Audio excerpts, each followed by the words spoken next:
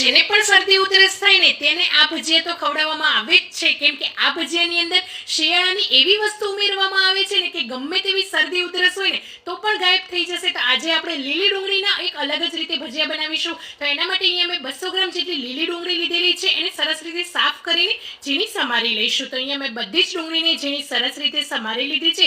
હવે એક વાસણની અંદર બધી જ કટ કરેલી ડુંગળી એડ કરી દઈશું. એની અંદર અડધો કપ જેટલું ઝીણું સમારેલું લીલું લસણ એડ કરીશું. અડધો કપ જેટલા લીલા ફ્રેશ ધાણા કટ કરીને એડ કરીશું.